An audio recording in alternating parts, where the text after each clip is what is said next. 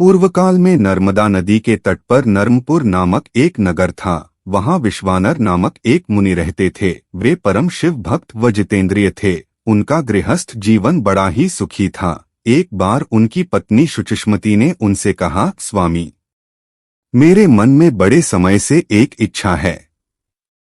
मुनीश्वर बोले, ऐसी क्या इच्छा है जो तुम्हें इतने समय तक अपने हृदय में दबाकर रखनी पड़ी?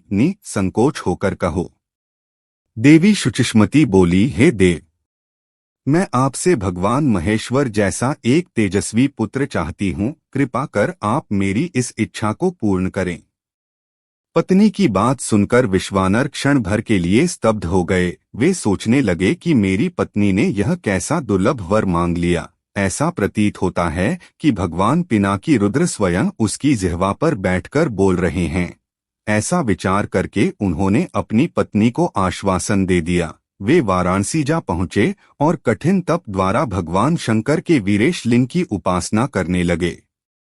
तपस्या करते करते विश्वानर को 12 मास बीत गए। 13वें मास में एक दिन स्नादि करके जैसे ही वे वीरेश लिंग के निकट पहुँचे, उन्हें लिंग के मध्य में एक बालक दिखाई दिया, जिसकी आयु 8 वर्ष थी। उसके मस्तक पर पीले रंग की जटा सुशोभित थी तथा मुख पर मुस्कान खेल रही थी। उसके सर्वांग भस्मयुक्त थे तथा वह दिव्य बालक श्रुति सूक्तों का पाठ कर रहा था।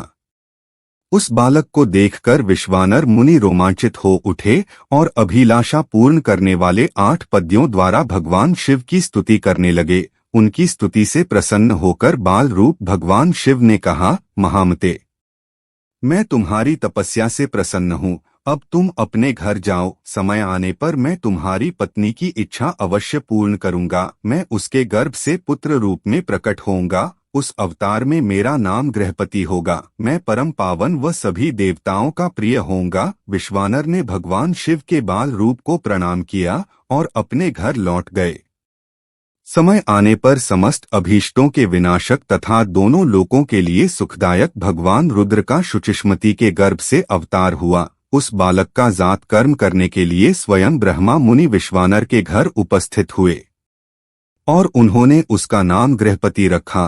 तत्पश्चात विश्वानर ने स्वयं उस बालक को वेदों आदि की शिक्षा दी। जब वह बालक 9 वर्ष का हुआ तो एक दिन देवर्षि नारद उसके दर्शन हेतु विश्वानर के घर पधारे। मुनि विश्वानर ने उनका हृदय से सत्कार कर यथोचित आसनादि दिए। तब नारद जी ने कहा, हे मुनि, तुम्हारा यह पुत्र बड़ा ही भाग्यशाली है, किंतु एक आशंका मुझे व्यथित किए हुए हैं। विश्वानर ने चौंककर पूछा, कैसी आशंका महर्षि? महर्षि नारद ने उत्तर दिया, मेरी आशंका यह है कि जब तुम्हारा यह पुत्र 12 वर्ष का होगा तो इस पर बिजली या पानी का भय आएगा। यह सुनकर मुनि विश्वानर और उनकी पत्नी गहन चिंता में डूब गए। उन्हें इस प्रकार चिंताग्रस्त हुए देखकर गृहपति ने कहा, पिताश्री, आप चिंतित न हो। देवाधिदेव महादेव की कृपा से कुछ नहीं होगा।